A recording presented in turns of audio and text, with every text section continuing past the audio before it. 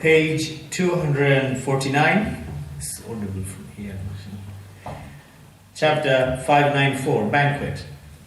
Hadith 1243. Maymun bin Mahran said, I asked Nafi', did Ibn Umar radiallahu anhuma ever invite people to a banquet? He said, a camel of his once broke a limb, and so we slaughtered it. Then Ibn Umar radiallahu anhuma said, gather the people of Medina together for me. Nafi' said, I said, Abu Abdurrahman, to what? We do not have any bread. He said, Allahumma lakal hamd. Oh Allah, praise belongs to you. There are bits of meat and this is broth. Or he said, broth and meat bits. Whoever likes can eat, and whoever likes can leave it. بسم الله الرحمن الرحيم الحمد لله رب العالمين والصلاة والسلام على أشرف المرسلين وعلى آله وصحبه أجمعين وعلى من تبع هداهم إلى يوم الدين. Imam al-Bukhari, he makes a chapter called Invitation. Yes? It says banquet. Banquet. Well, what does it mean, banquet in English? A feast? Right, Ma'duba or Ma'daba. Both are correct. And I come from the city of Ma'daba myself, which is a Roman city in Jordan, and it's been called like this because it represents a place where the Romans used to take it, a place for inviting people. Ma'daba. And with a ha at the end, but ours with an alif at the end. Ma'daba or Ma'duba.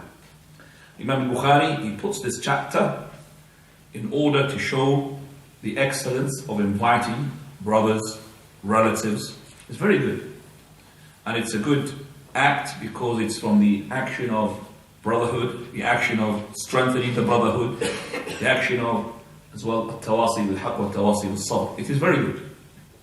So when the people invite others, whether it is to a feast in his house, or they, for example, make an invitation together in a restaurant, and they go together, that's from the thing that, that the Imam al-Bukhari brought here as a chapter in order to make sure, alhamdulillah, I'm just saying that this is for both now, you know that. Because this one we're giving up on this, it's nothing. Is it number 2 now? Can you just make sure what is it connected, and then you do what this is connected to, I don't know what. Yeah, make sure that it, because otherwise I know.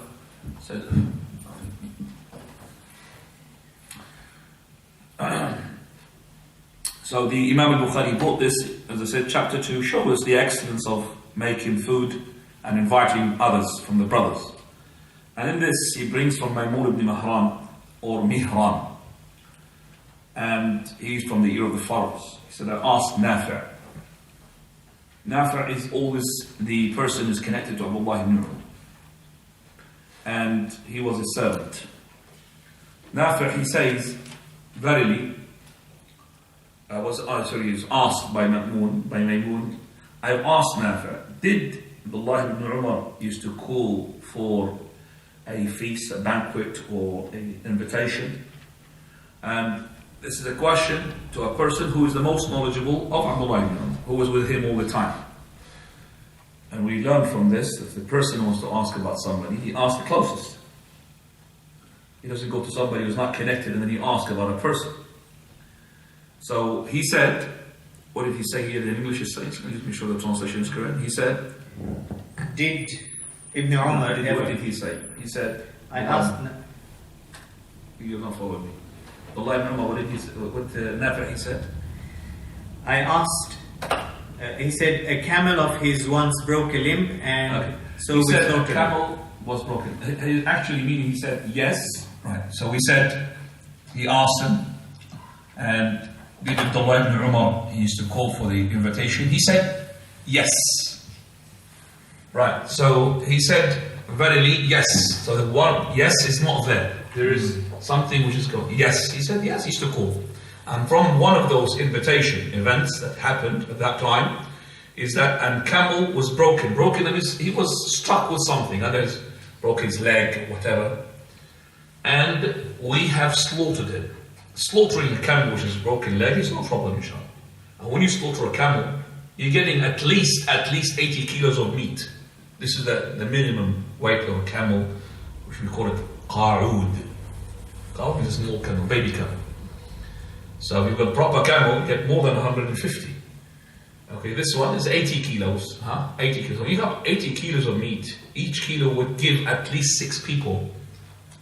So 6 multiplied by 80, about 400 people could call for that. Do you understand me? So 6 people for a kilo, 4 people. 4 people for a kilo. Multiply, that's about 300 people. That's what he said to him, "Uhshur alayya al-Madina." Bring me the whole city. "Uhshur alayya al-Madina." So when you have, a camel, you slaughter it, and you know that meat is going to be a lot. The best thing is to bring a lot, everybody. "Uhshur alayya al-Madina." Right. So the Abdullah ibn Umar, we know that he used to be a generous person. And so generous that the camel was broken, he had slaughtered it, he did not save the meat. And there is a way for preserving the meat at that time, which we call it tanning. But he did not. He said to him, bring the meat, "Uhshur alayya al-Madina." "Uhshur alayya al-Madina" in Arabic means gather the city. In Arabic literally means gather the city, but the meaning of it, gather the inhabitants of the city. This is exactly what Allah subhanahu wa ta'ala, He said regarding the brothers of Yusuf, telling their father Yaqub, when they said that we did not kidnap, our brother, the little one, and they said, وَاسْأَلِ الْقَرْيَةَ الَّتِي كُنَّا فِيهَا وَالْعِرَ الَّتِي أَقْبَلْنَا فِيهَا, and ask the village that they were in. Ask the village. What does that mean? Ask the village. Ask the doors and the windows, and ask the village. Ask the inhabitants of the people of the village. That's what it means. And I remember here, and I recall a conversation took place between the Shaykh al-Albani rahimahullah and between one of the head of the Tahrir. Actually, he's the head of the Tahrir at that time, where there was a negotiation regarding a phrase that the Shaykh al-Albani had said, "Aqim dawrat al-Islami fi qulubikum tuqam lakum a'radikum." This is establish the state of Islam in your heart, it will be established into your land. So that person started arguing. From the argumentation, the Shaykh al-Albani had refuted his argument. He said, well, this is a phrase even said by the Ikhwanis, by the way, by one called Hussein Hassan al-Hulaybi. That is, when I say establish the Islam state in your heart, I'm not saying establish the buildings. Establish the what? The values of Islam, the concepts of Islam, the do and the don't in the Islam, the prohibitions and the prompting and the commands and all of that. Establish it in your heart, then it will be resembled or will be established into your land. So it is known style in the Arab world to say, وَاسْأَلِ الْقَرْيَةَ الَّتِي كُنَّا فِيهَا. He says here, أُحْشُرْ عَلَيَّ الْمَدِينَةِ. And this is to show you their generosity and also their love to their brothers. أُحْشُرْ عَلَيَّ الْمَدِينَةِ. And the person starts all the time with the ones who are in his city. He did not say أُحْشُرْ عَلَيَّ the people of Mecca. He did not send for their people because it's not convenient for a person to travel 400 kilometers on a camel in order to get your meat. Some people, invite another person from another different place like Scotland. For him to come to this invitation, he's going to pay double or triple the price to get food, So you have to be as well caring with that issue. So when you want to invite somebody like this, you have to make sure that as well, it's not maybe just not the food as well, maybe the accommodation, he stays with you, all of that. I know that the brotherhood, it will be much more worth than, just spending a bit of money here and there. But I'm just saying as well, don't break the neck of your brother by inviting him and he's so far away from you. Okay? And you know that he will not say no. And he's going to incur the burden of paying the tickets and all of that. So you might help as well. قال نافع فقلت يا أبا عبد الرحمن. So as Nafi' he said, O Abu Abd al-Rahman. And this is the kunya of Abdullah. And look at the kunya of Abdullah is Abu Abd al-Rahman. The best of the names, Abdullah Abd al-Rahman. Abdullah has got it. His name is Abdullah and his kunya is Abu Abd al-Rahman. And calling the person with his kunya, that's a great honor. And reviving for the sunnah. He said, upon what? على أي شيء. Upon what? So this is well, Nafi' he was knowing exactly what Abdullah ibn Umar he possesses. Upon what? We don't have anything. He is his servant, remember. He could have just said, you know, I want to stay with you because you don't have money. Upon what? We don't have anything. You mean just that camel? We don't have anything. لَيْسَ عِنْدَنَا خُبْز. We don't have bread. Bread is for the Arabs the main meal. So if the head of the country tampers with any food, it doesn't matter, the prices. But if he sets the bread up, there will be an uprise. It's the most important part of the meal, just like for Pakistanis is rice. Bangladesh is rice. For us, rice is nothing. Bread. The bread. And the bread here is as well, is we call it al-asas. Foundation for every meal. If you bring meal without bread, you're not really giving the proper meal. It's not a proper meal for the Arab. And even the husband, if he sees, for example, his wife, she brought him a soup. Straight away, shut it there. Where's the bread? Straight away, where's the bread? I mean, what are you giving me? That's a common thing. Without bread, you don't really go anywhere.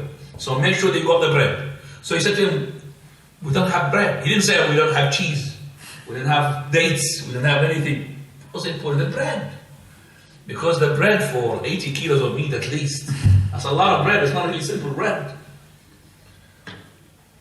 So he says, Allahumma laka al-hamd. Allahu Akbar. Allahumma laka al-hamd. He praises Allah Azza wa Jalla. Some people he has in his meal about 6-7 types of food, 6-7 types of dishes. Is that enough? The Prophet says, Alhamdulillah. This person has got nothing except for the meat. Cooked meat, and this is هذا عراق وهذا مرق. هذا عراق. Uraq means the bone has got no meat. And هذا مرق, this is the soup. Or هذا مرق وبضع or وبضع. And this is, or he said, this is to show you the precision of the narrators. He said, I don't know what he say. هذا عراق وهذا مرق. Or he said, هذا مرق وبضع. Either this or that. It's just to show the precision of the narrators. They don't want to say something that he hasn't said. Either this or that. And the bidwa is the meat. Okay, it's the meat. Meat pieces. So we have here Imam Abdullah ibn Umar praising Allah subhanahu wa ta'ala for that. And he says that lots of people, he is, dreaming about eating the meat of the camel. Some of them are dreaming. So we're not going to deprive them because we don't have bread. So we say that lots of people, so mashallah, cooking meat of the camel. Okay? Everybody wants a camel. So he said, فَمَنْ شَاءَ كَرَمَنْ شَاءَ وَدَى. The person who just come, if he wants to eat, he'll eat. Because some people, they like to eat the meat. Even they don't have a bread. And وَمَنْ شَاءَ وَدَى, also like to leave. And this is a teaching lesson for the sisters. They're listening as well. To tell their mothers. Well, they'll never be satisfied if the husband invites somebody. They will never be satisfied until they make the husband, run between the shop to the shop to get all of those things that makes them really, the best cook. They will never say, oh yes, the best. After their invitation, they are making takalluf or malhariyya, meaning in Arabic they're always superficial. To look, some of the time the food looks so nice, but it tastes horrible. Doesn't matter as long as it looks nice. And the husband has to bring, so he invites, for example, 2 people.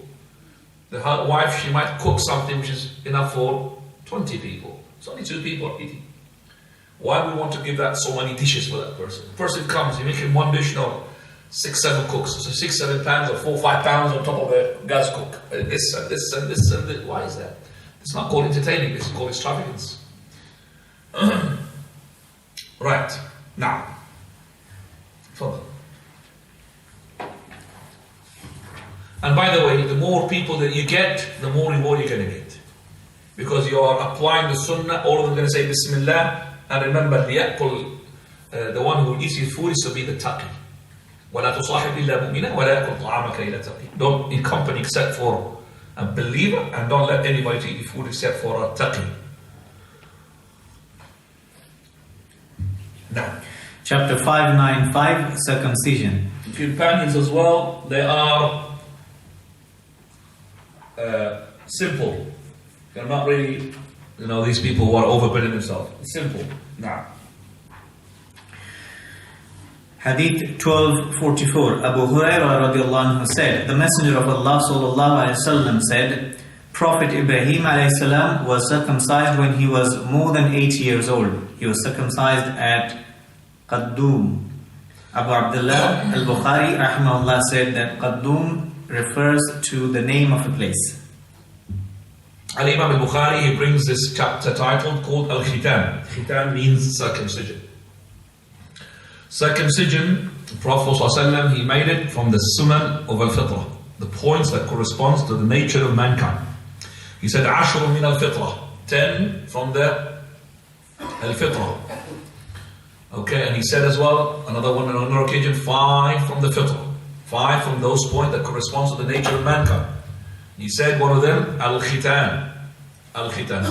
So if we can't throw together some of those sunnah al-fitrah, yalla, Fadal Abdul Qadir, give me a... You got lots, I'm giving you another first simple point and you are really thinking, it's not right. Huh? Cutting the nails. I've got the brothers, yalla, Arab. He said, cutting the nails. Give me another one. Shaving the underpart. When were you really shy? Shaving the underpart. Number 3, I found. So what is the difference between him and what did he say?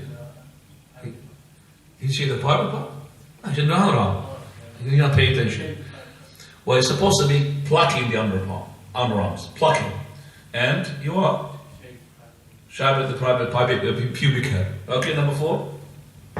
The beard. That means what, shaving the beard?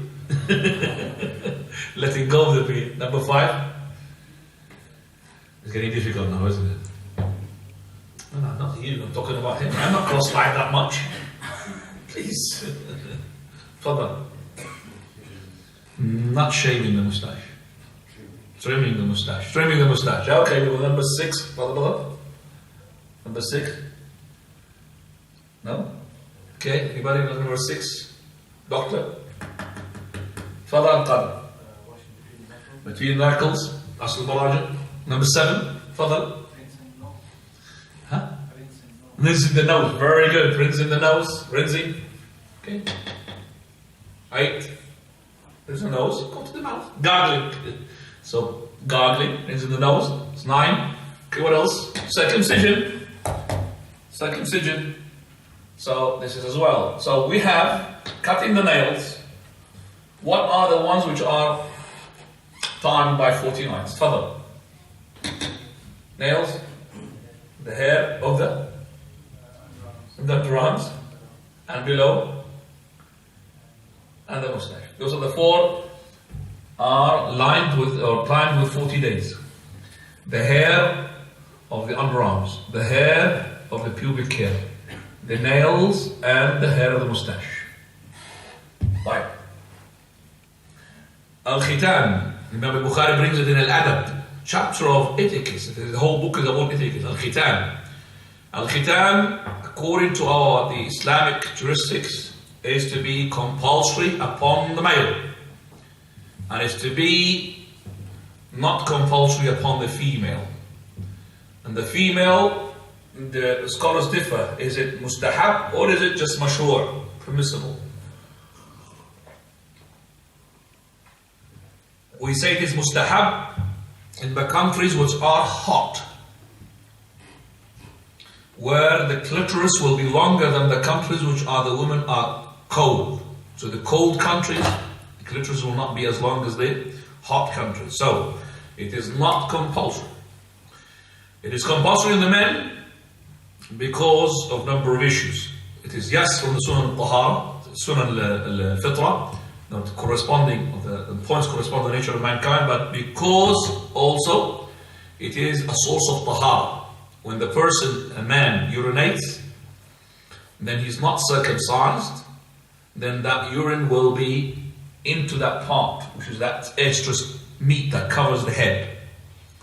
So, the circumcision is that piece of thick meat that covers the qalansa, which is the head, that is supposed to be cut completely.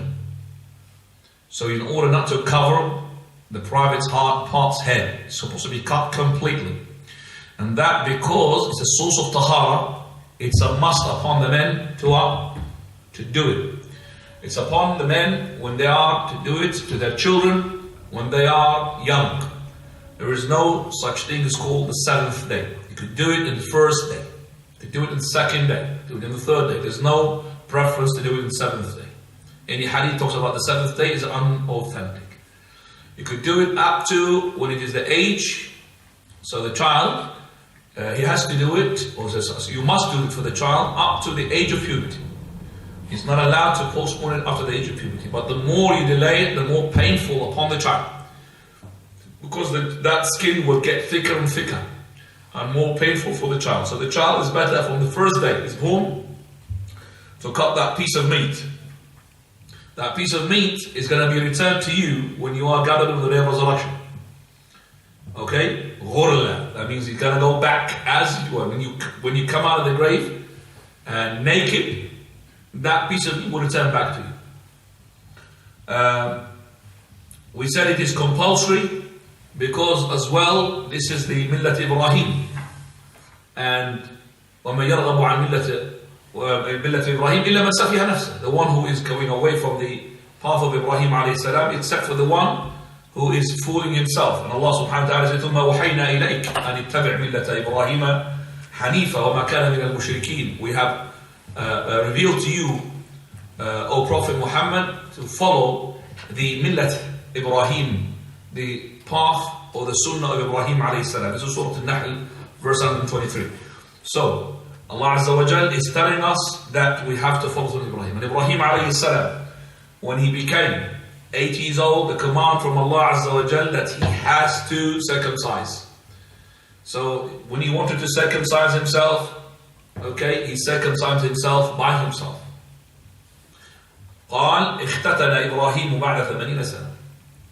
Now, if the person can circumcise himself, then we would say you're not supposed to go and show somebody else as your private part because it's not become darura.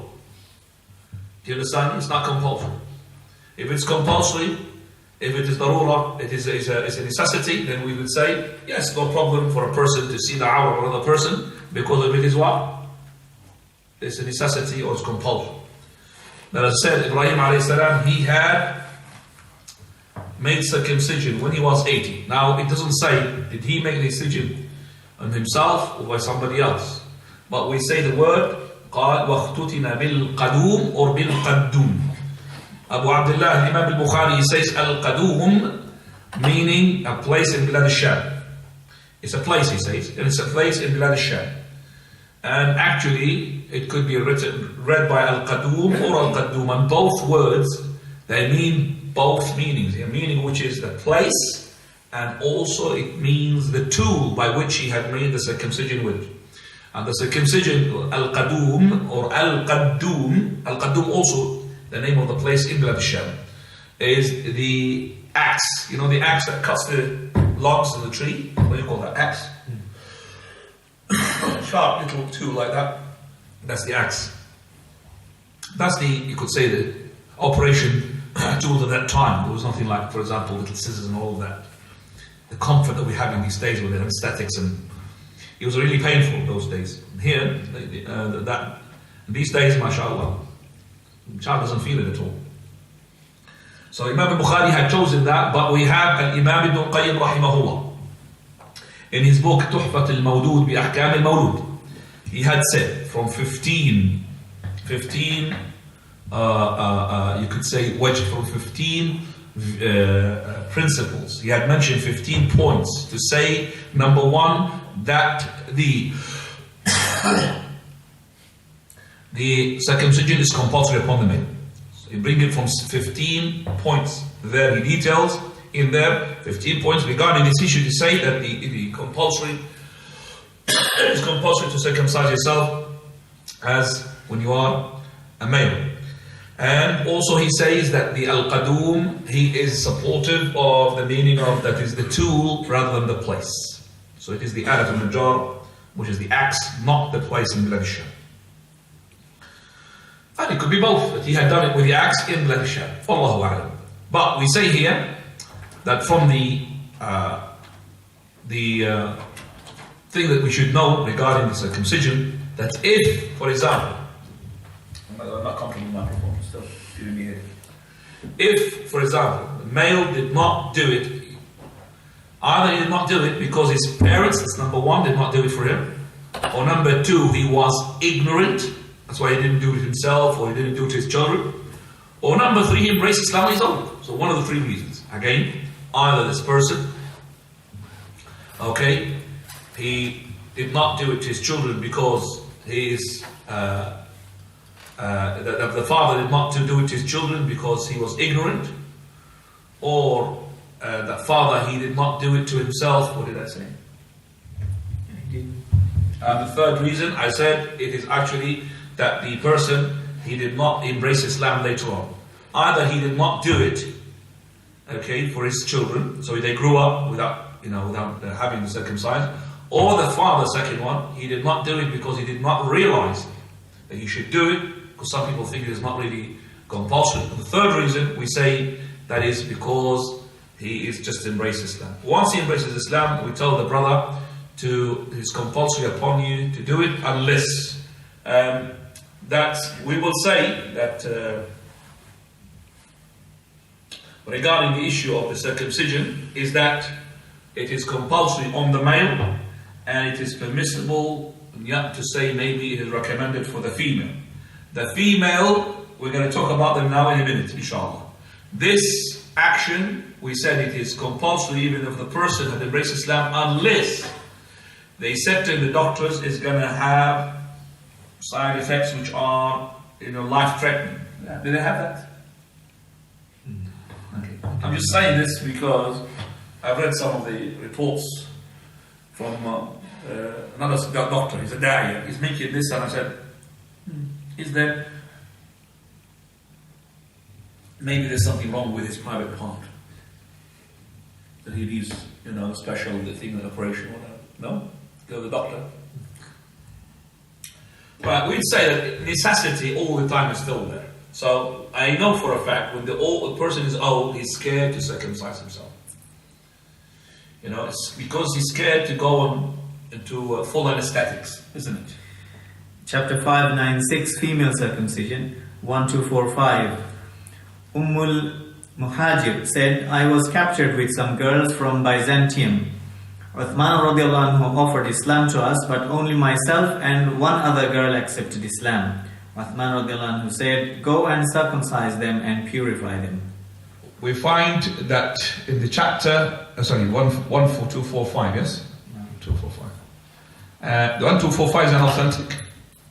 And the title is Khafdul Mar'a, which is circumcision of a woman.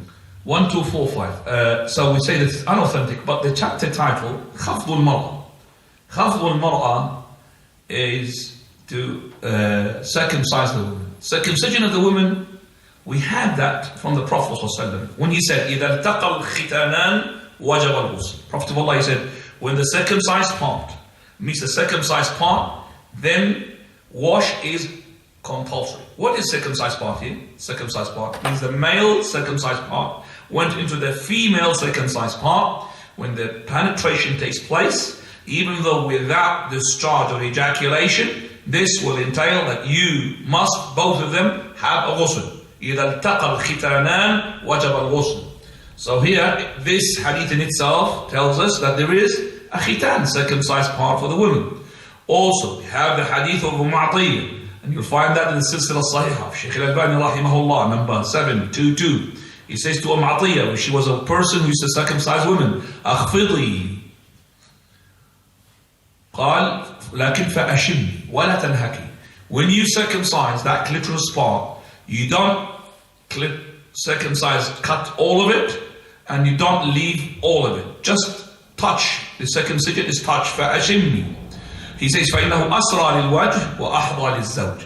For verily it is better for the face, and it is better for the husband.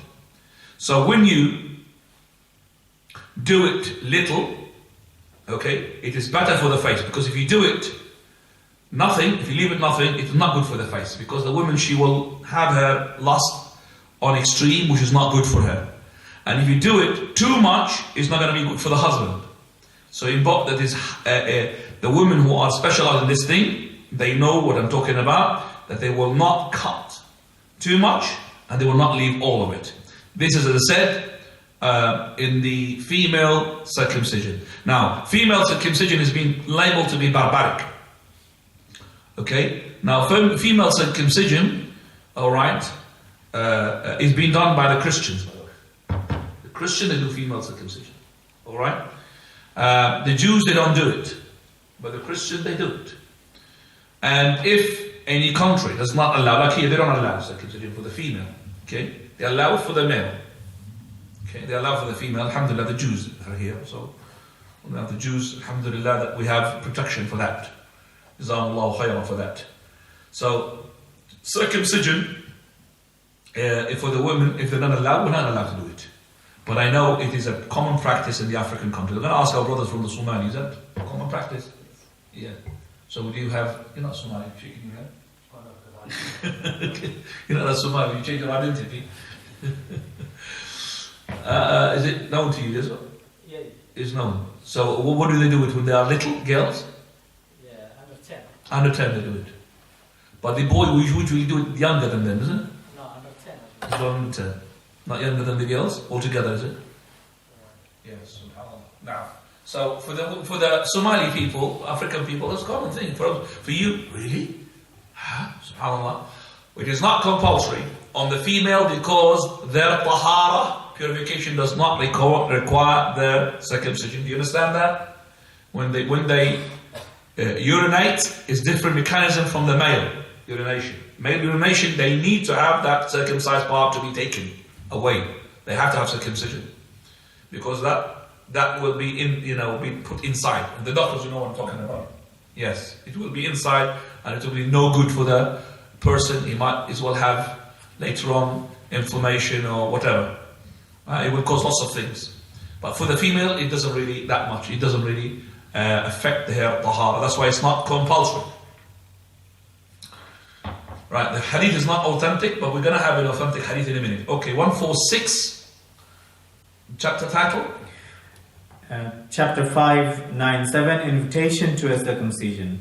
1246, Salim said, Ibn Umar radiallahu anhuma circumcised Nu'aym and me. Right, this is unauthentic also. 1246, but chapter title, he says invitation. Now, if your invitation became a sunnah, that's not right. It became like a aqiqah, or became like, for example, a walima or urs. So we have now what? Brother, I'm inviting you. Why? Because I've got the sunnah of circumcised part of my children. Became a sunnah, it's not right. So the walima, if somebody wanted to, for example,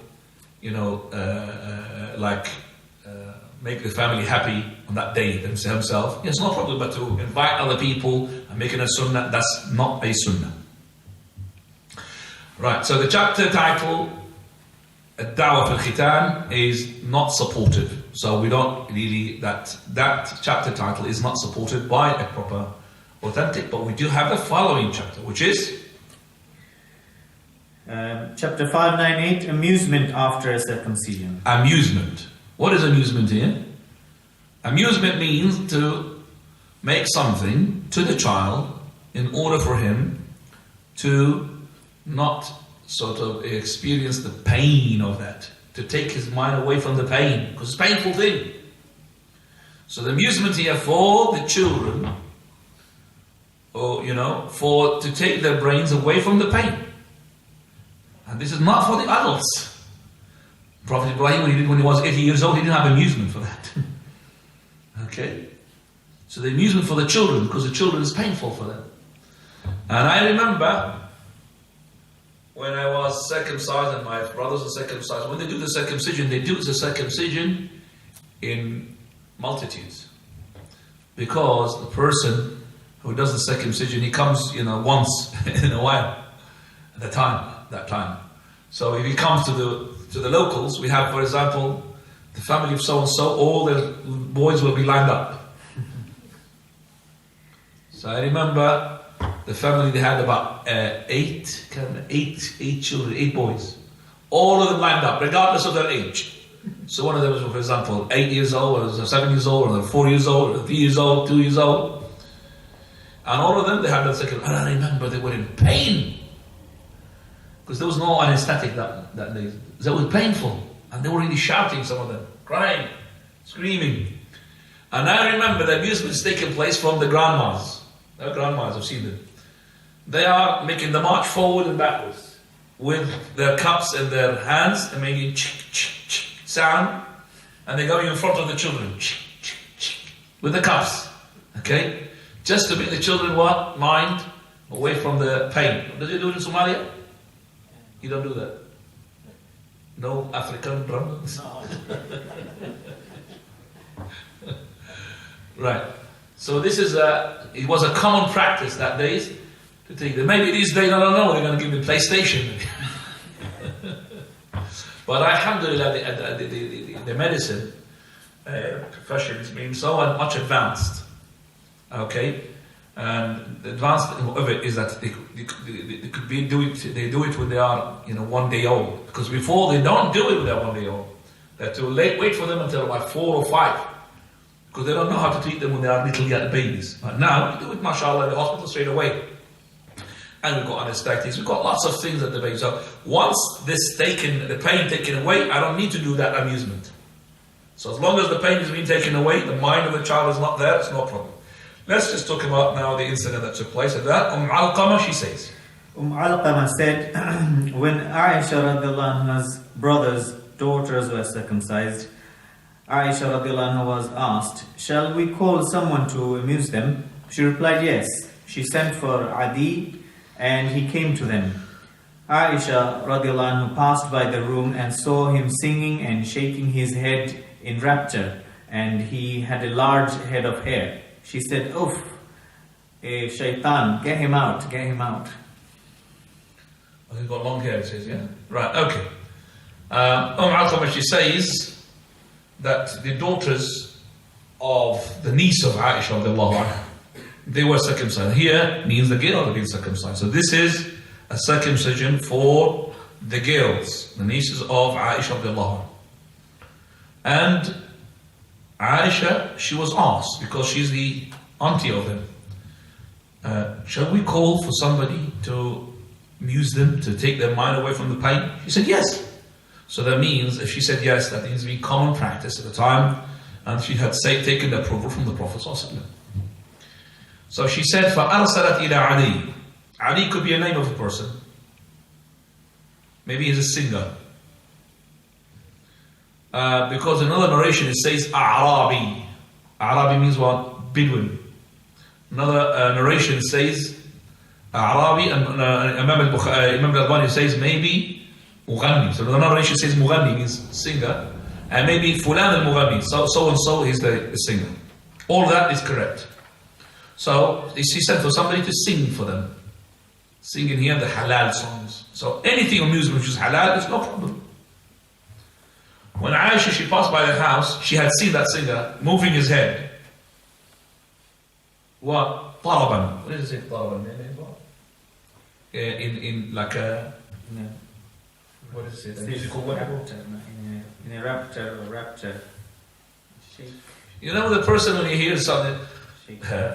Tell you what, one day I was on board of the plane, and we're going, I don't know, from one place to another, and there was a person there, I can't forget his, because he was so funny.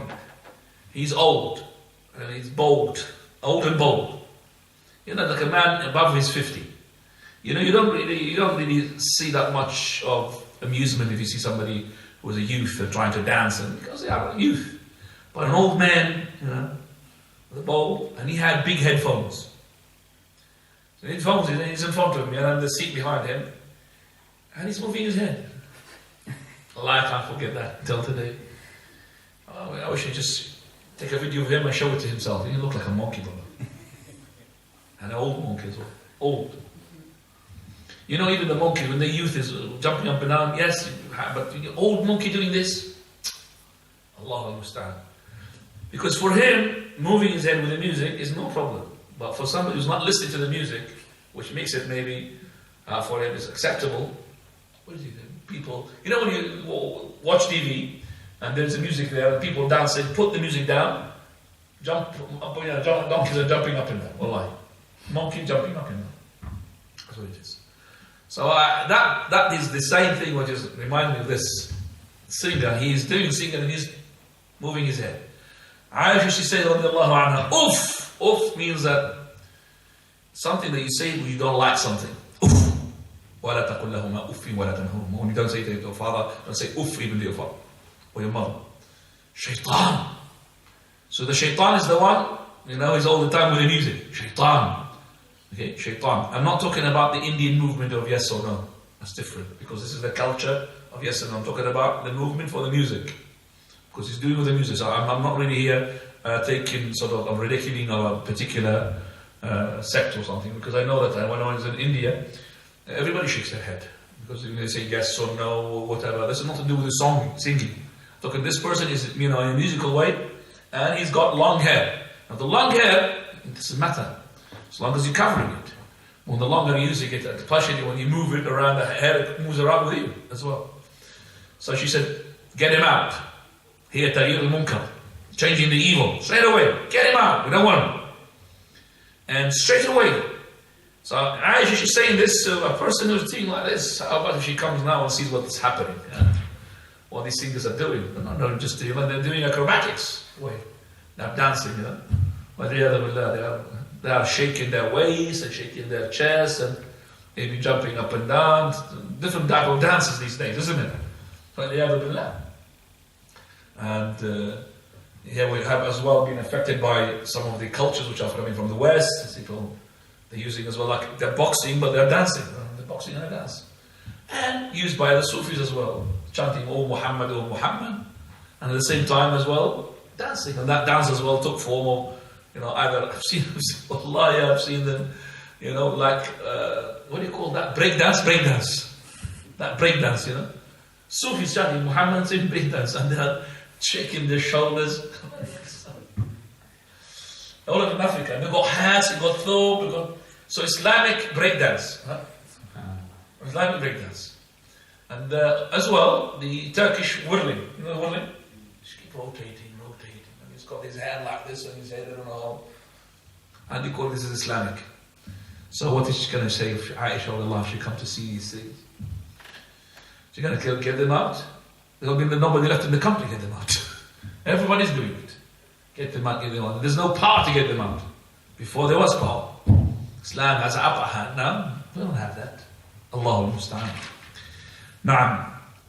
100 or 2240. Chapter 599, the invitation of the Dhimmi. 1248. The invitation of the Dhimmi. First of all, the hadith is unauthentic. 1248. An invitation of the Dhimmi. We don't really mind to invite who is somebody who's a disbeliever to a wedding. There's no harm about that. In terms of, but we remember that the da'wah of Dhimmi for the khitan, for the circumcision, we don't really make invitation for the Muslims regarding the khitan. We don't make that as a sunnah. But inviting the person who is a non-Muslim to a wedding party is no problem. As long as those people, they come and they respect Islamic values, meaning the segregation, female and women, meaning that the women are covered. So if they're not going to be covered, then you could just ask for the male to come. Okay? Right? So the women have to be covered. So no problem about that. Coming to the following chapter, Khitan al-Imam. 1249 is also unauthentic. And the Khitan al-Imam, the circumcision of the slaves, isn't it? Yeah, so it's unauthentic, but the chapter title, there's no difference between the female who are free and the female who are slaves. Still, are they permissible or recommended? We said recommended if it is in the hot countries. Okay, we're going to the following chapter, which is Al-Khitan al-Kabir. Chapter 601, circumcision of an older person. No. 1250. Sa'id bin al-Musayyib narrated that Abu Hurairah radiallahu anhu said the Prophet Ibrahim alayhi was circumcised when he was 120 years old. Then he lived 80 years after that. Sa'id added, Ibrahim alayhi was the first to be circumcised, the first to give hospitality, and the first to trim the mustache, the first to cut the nails, and the first to get white hair. He said, O Lord, what is this? Allah said, gravity. Ibrahim a.s. said, O Lord, increase me in gravity. Gravity, what does that mean? Respect? Maturity. Right, okay. Abu Hurairah narrates that Ibrahim alayhi salam, he was made to be circumcised when he was 120. And he lived by that, after that 80 years old. Now we have this and we have the hadith that we have discussed 1244. The Prophet of Allah, he said he had made khitan after 80 years old. So we say, Wallahu a'lam, is that Prophet's narration takes precedence. But we say that Ibrahim alayhi salam, he had made the khitan as soon as he received the command from his Lord subhanahu wa ta'ala. As for us, it doesn't mean that we have to wait until we are 80, because most of the age of the Muslim Ummah is between 70 and 80. We're not going to be circumcised, we're going to wait for the same age. So Ibrahim alayhi salam, when he was made circumcised to be 80 years old, because he had the command when he was 80 years old. Okay? So he had the command when he was 80 years old.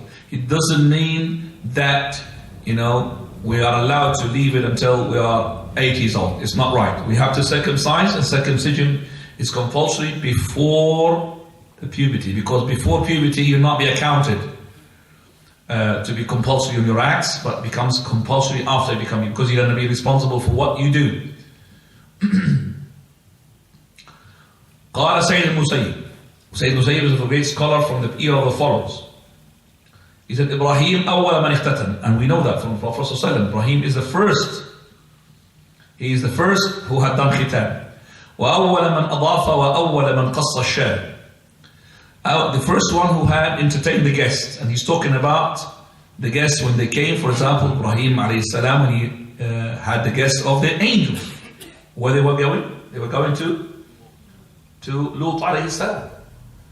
And he had brought them as well a sheep, and he had made it and he honored them. So Ibrahim alayhi salam, he had made entertainment of the guests. But to say that he was the first, no, we have more proof than Sayyid Musayyib. Do you understand that? Sayyid Musayyib is from the Ibrahim. We have to have more proof to say that he is the first. But according to what we have read in the Quran and the Sunnah, from the narrations, that we know that in the text we only Ibrahim alayhi salam. We don't have about Nuh alayhi salam. We have Ibrahim alayhi salam. We have Lut as well after that alayhi salam. But to say that he is the first, as in the first ever, well, we have more proof than this. First one to cut his mustache, trim his mustache. Well, also we need to have more proof than that to say that he's the first, but we know that it's from the point that corresponds to the nature of mankind. And the first one who had clipped his nails, and the first who had grey hair, it says grey hair in his head, white hair. And when he said قال رب زدني وقال, and he said when he was having the grey hair, what is this, O Lord? He said, this is waqar.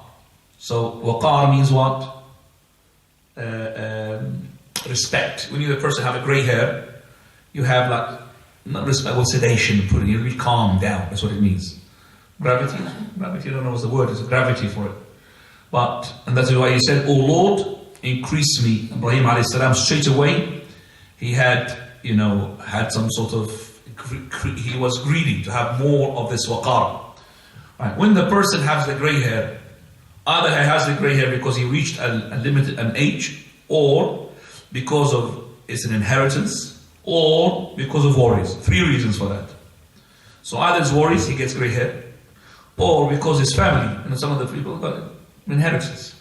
Or a third one, which is mostly likely, is the one when he grows old. When he grows old, he's bound to have grey hair. And this grey hair, we as men and as women, we recommend it to dye it.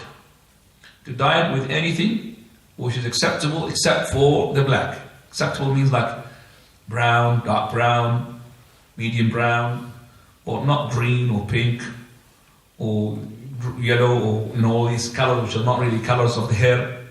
So to dye it And the dyeing here is actually to apply the sunnah of the Prophet ﷺ. And here to beautify yourself as well. But it is not something that you exert extra, so much effort that every time you look at the mirror there's a grey hair and you go and dye it. No. So every, for example, 2-3 months you find your hair comes really grey, you go and dye it. But you're not a person, some people, they dye it with black and they make sure there's not a single hair there except for black because they don't want to show to the people that they are old. And they all the time, as with these people, they shave, they shave and they leave their mustache. So their hair here is black and it's only about 60, 70, how can it be? And then if you look properly, there's a little bit of grey hair from the root. Because, if you leave it for 1 week, you'll find it coming up. And he doesn't like it. Well, that's the one we don't want to. We want to dye the hair because the Prophet of Allah said, be different from those who are disbelievers and dye your hair. So they have a grey hair, we have a grey hair, but we are commanded to dye. So the women, the same thing. Men and women are the same thing. Right. So here, Ibrahim alayhi salam, as I said, he had increased in asking his Lord more waqar.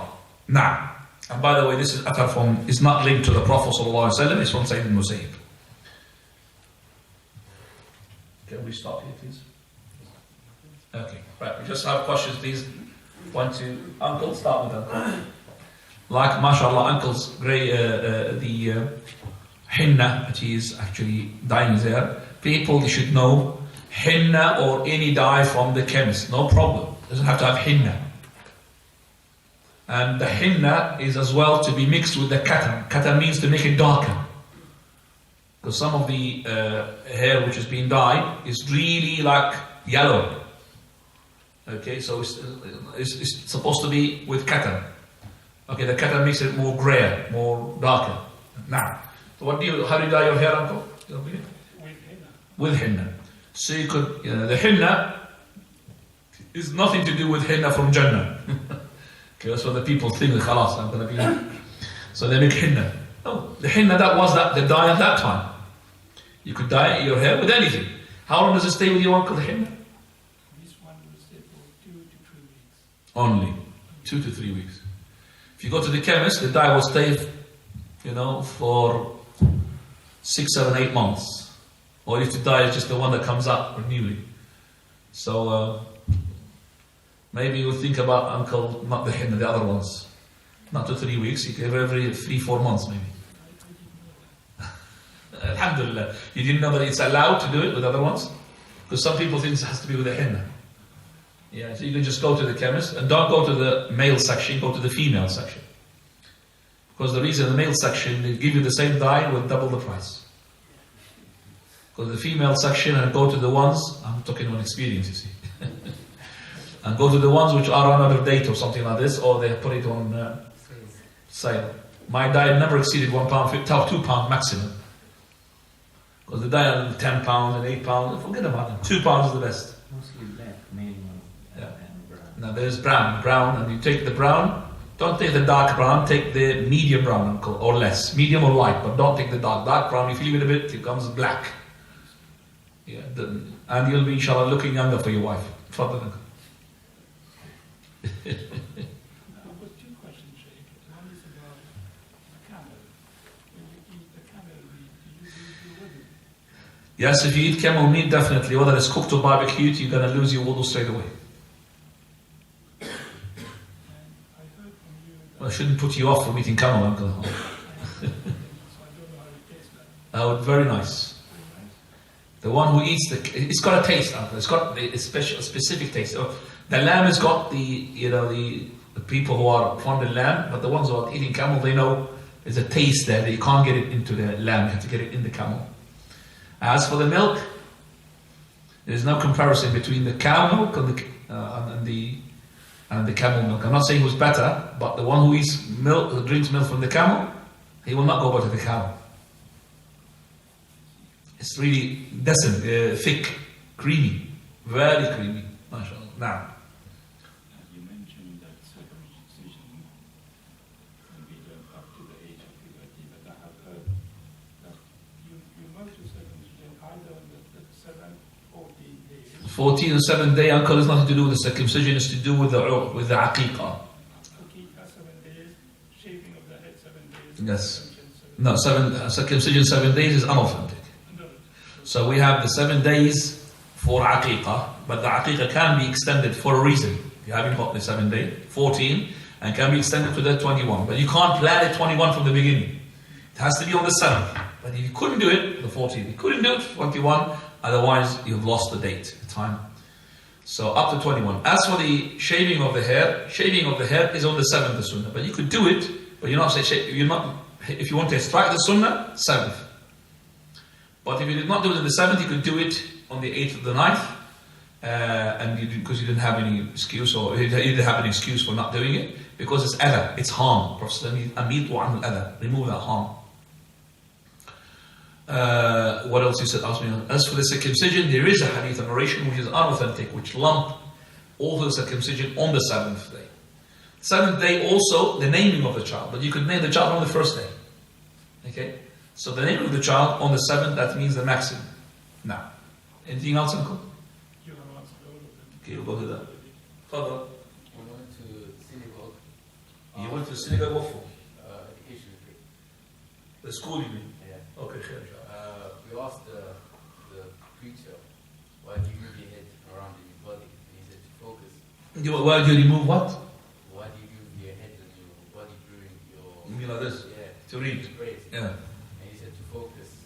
It's much easier to focus while doing that. SubhanAllah. Some Muslims, when they read the Quran, they do the same things. Are you allowed to read the Quran? Okay, asked this question a number of times. Is it allowed for the person who reads Quran to keep doing like this? Right. Okay. There's two types of movements. One movement which is the person, he's trying to imitate the Jews. Another movement is that comes only when you need it. Person, when he is in a situation which is so tired, he's about to sleep, he gets up, sits down, shakes his body in order to make himself up. But this person from the beginning, he just started, no tiredness or something. That's not really right. Okay, so you saying it because you asked a Jewish rabbi, why do you do this? He said to you, because it keeps me alert. It's the same answer that some of the Muslims they would give, but I'll give you a different answer, which I have taken from Darwandi school. It's been given to my son. Why do you do all this? He said, because you're throwing what you said into your heart. Oh my God. Take that. This is a new one. So you throw it into your heart. It's deep. Allahu Akbar. So this is over the top. And it's Mawlana Sa'b who said it. MashaAllah. Mawlana Sa'b. So each one is on his own. So I would say it's two types. If you need to move, I sometimes, for example, drive the car, gets to the point where I can't really park because the motorway, I can't drive, I'm too tired. So I keep doing like this on the steering wheel. I'm not doing the Jews, but I'm trying to wake myself up. I sometimes smack myself with some water, but still not working. So sometimes because I can't stop the car on the hard shoulder, I can't do anything, and I'm about to switch off. And it's dangerous, very dangerous. So if the person of the Quran, he has to, so we just move his place, move it itself, no problem, but this keeps, it will be with the child all the time. So even if he's reciting in the Salah, you find him like shaking. He can't control himself because the shake is into him. So you find him like this. The person who is, for example, shakes his head with the melodies. So you'll find him reciting, Alhamdulillah. Notice the reciters, look at them from the camera. You know this. Where's it coming from? Where is it coming from? Did you understand? Instead of reciting the Quran with khushu', and I've seen a person who's doing a recitation of the Quran, wallahi, I couldn't believe it. Wallahi, I can't remember his name. I forgot his name. This is a Syrian person. Can't remember his name, and he's got good recitation, but he moves his hand. وَجَاءَ إِخْوَةُ يُوسُفَ like this. Allahu Musta'an. You want to laugh, you want to listen. So he shakes his hand and he said, "No, they Arthur."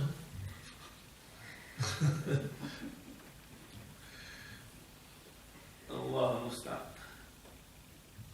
If I get his name, inshallah, I'll show him to you in video. It's unbelievable. And some people, they make the Quran, they recite, they feel sorry for the money because they want to say Allah, Allah. They come with makeup on their faces. Makeup, I'm telling you, makeup. It's shaven, nothing, makeup, and he start. It's like he's on drugs. Allah understand. And he gives you that. This Quran is cursing him definitely. As Anas he said, maybe a person who recites the Quran is telling, may Allah curse you, may Allah curse you. Because you're not giving it the etiquette and the adab. Fadal. Can you choose maqamat? Can you recite with the maqamat? Maqamat, what is it maqamat? Maqamat means da, fa, su, la. Is that the one? Yeah, the maqamat. When you learn, maqamat means maqam hijazi, maqam. So before they teach you the Quran, they teach you a sillam al-musiqi. Class for da, fa, su. Really. So if the person, alhamdulillah, says to the Quran, alhamdulillah, some of them, they will like the music and go to the music section, khalas, forget about the Quran. This is not allowed. And the first Imam who talked about it, Imam Ahmad rahimahullah, al-lahm fi Quran. This is al-maqamat. And we have a brother, Jazakallah khairan, our brother, Dr. Sheikh Malik, he had written a treatise regarding this. And there's into the MSc, I remember, into the Al-Qira'ah al-Alham, Jazakallah khairan, in which he had brought all the Imams who said the Al-Qira'ah al-Alham, and which is not really, it's not allowed. And as I said, those people are more keen into the melody rather than the Quran itself. And they teach the people I said, what do you call that? Tafel, Fas, or What do you call that? Musical Notes. Notes. The notes. Now, 3 questions from the sister on the table. Okay, what are they? Are they these one? Okay, it's yours. Open them there. We'll try. We said we're going to answer them until we get the brother to put them there. Right. If a girl fills in her, wait, please. Assalamu alaikum. If a girl fills in her eyebrows or bleaches them, does that come under the same ruling as doing her brows? As technically that method does not remove any hair. Bleaches them, I don't understand the way that bleaches them. Can you just understand, teach me what to bleach? They dye it. Becomes skin color. Bleach is the color. Okay. Dyeing the hair. If it's not grey, it's not allowed. So it's dyeing the hair brown, dyeing the beard, dyeing. So a person like Irfan has got nothing, no grey hair. He's not allowed to dye his hair. Why should he dye his hair? Same thing with the This bleaching is they will bleach and it will be thinner because the remaining hair will be there, but it will be skin color. It's not dyeing. It's just removing the blackness of the. Right. Make it colorless. It's invisible. Subhanallah. A person who's doing this, he's not satisfied with Allah's creation, basically. And Allah Azza wa Jalla, if He had given a sister thick eyebrows, it's for a reason. So who said that the thick eyebrows is not good? It's the society that you live in. Maybe you're going to live in a society which all of them thick brows, the one who's got thin is out of order. So what are you going to do now? If you've got thin, you're going to bring a pen and fill it in? It's filling in. So, filling in or bleaching. So all of that is تغيير خلق الله من أجل الحسن. So we don't want we want so we want the sister to believe, inshallah, beautifying herself is, mashallah, is good. Because we want the sisters to beautify themselves with their husbands. It's very good. And beautify themselves for each other as well. The akhawathin, with amongst themselves, it's not a problem. But to follow the trend of the kuffar, this is all of it because of the what? The non-Muslims trend. This is we're following it. And we have all sorts of things these days. Allah musta'an. So I would say, I cannot answer the question in detail, but I'd say in general that the sister should read it all the time, put in herself, in her mind, that she might look beautiful in the way that we're not saying that she should not really beautify herself. Some of the, even the shuyukh, they don't allow lipsticks. You know that lips is not allowed because giving an unnatural color to the lips. Okay, but the sister beautifying herself, making herself looking beautiful, washing herself, or would be doing her hair in a way that would satisfy her husband. It's no problem, inshallah.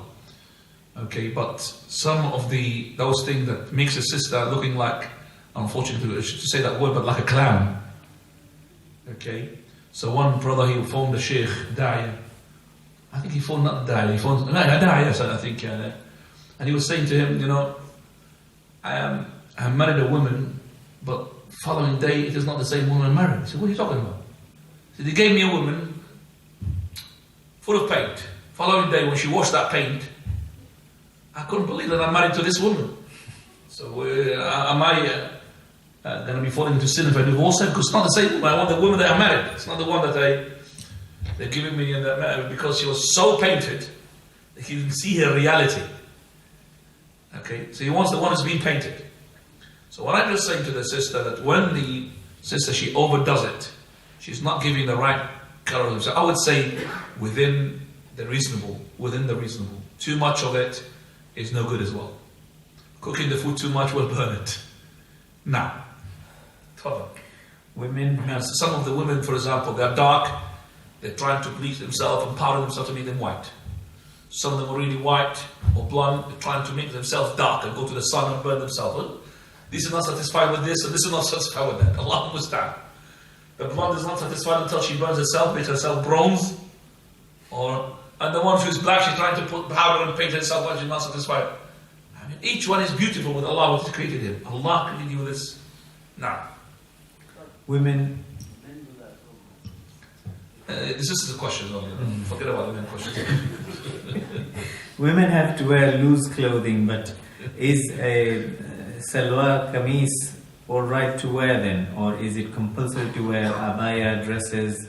If she's going out, she must wear the abaya and the red dresses which are loose, because the sharwal, even it's wide, but still it separates here two legs. So the sharwal and kameez is not allowed except for her husbands. So sharwal and kameez, unless the kameez is too long, then we will say it inside her house. If the kameez is too long, then this is a dress. There's no need for the sharwal. We don't care what is underneath that dress, as long as it's long. But you're talking about sharwal kameez Pakistan. No, it's not allowed for the sister who's Pakistan to go out with her national traditional dress, because that sharwal, regardless how big it is, still is going to separate her legs. And Allah musta'an, the sharwal and kameez of the sisters these days even became thinner and thinner and tighter from the top, from the bottom. And they have fashions now these days. I've seen them in their shops, and they sell them on this manicure. What do you call them, manicures? All of them dressed. Oh God, a'udhu billah. A'udhu billah. Allahu musta'an. The last question on the paper is what exactly is a camel hump hijab? Because I tie camel hump hijab. Camel hump, not hijab. Camel hump head. It's not camel hump hijab. Camel hump head. So this head, if it's being covered with the hijab, it makes a camel hump head hijab. Okay. Camel hump is the one that when they make their hair, they make it like, what do you call it? We call it kaka. Kaka means cake. Okay, layers of cake. So they wrap it in a way that it's like on the top. So I can't really, sisters can't see me, so I don't know. So it's actually wrap their hair and they make it like on the top of each other. That's called hump. And when the sister, she puts her bukla, what is that? Clip, hair clip? Yeah. Hair clip. If it's these big ones, underneath the hijab, they look like a hump. So they are extending their head size with this hair clip or their ponytail sort of hair at the back. It makes it like a hump. So we tell the sisters, when they go with the hijab, please lower the ponytail of yours to go down onto your neck, so it will not show into the hijab, rather than to be inside the hijab and making a different shape of your head, looking like a hump. So the hump is, whether it's high hump, some of the hump, you see the hump of the camel, it goes like this and like that. Some of them really big. Even there are hair clip which are made to make it big. They're buying massive clip, massive.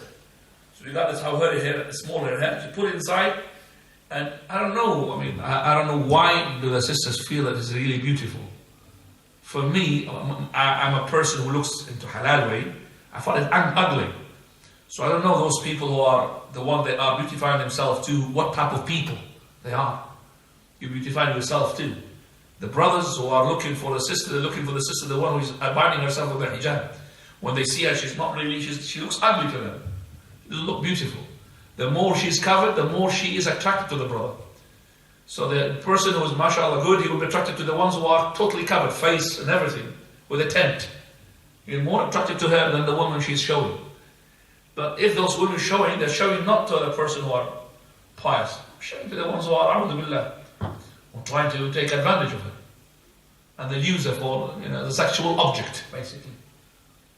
So the sister has to know that. Always look for the brother who's going to give you the happiness in this life and the hereafter. The happiness of the life by applying the sunnah when he treats you, when he fears Allah Azza wa Jal, and he doesn't beat you. And you don't want to end up with a person because of his money or because of or because of his celebrity. When we talked about that person who moves his head, these people who moves his head, there's star names now. Star names, yeah. Allah. You marry one of those, you're not going to have a happy life. Okay? The happiness in the religion. Now, she says that she ties a bun and keep it at the back of her head, not on the top. If it back at the head, it's not showing from the hijab, so she put it down. Is it allowed? If she'll put it down, so she doesn't show. Because at the back there's more space in her neck. There's more space because remember the hijab is going to go from the head down. It's like a tent. So it will not show. But when she wraps the hijab in such a way that it's tight on her head, anything is going to show, isn't it? It will show, isn't it? So the hijab has to be loose. Now, and I know that the sisters, the more they grow up, just like the men, the more calm they are. Okay? The more they will be dressed up in a proper hijab. But the younger they are, I'm talking about the unmarried. The unmarried one, they will abide with their husband when they say. But the unmarried one, they are copying each other. The sisters, they are not really. Don't you ever think that those sisters, when they do like this, they are actually looking for haram? But because they're living in an environment and they want to copy one another, that's the problem. So you see, if they were living and all the sisters, mashallah, covered with their faces and everything, they would be like them. But when they see the other ones, they are singled out. They can't. You are a human being. You are being lived as a social person. You have to socialize. So if everybody is naked around you and you are dressed up, it's difficult. It's difficult.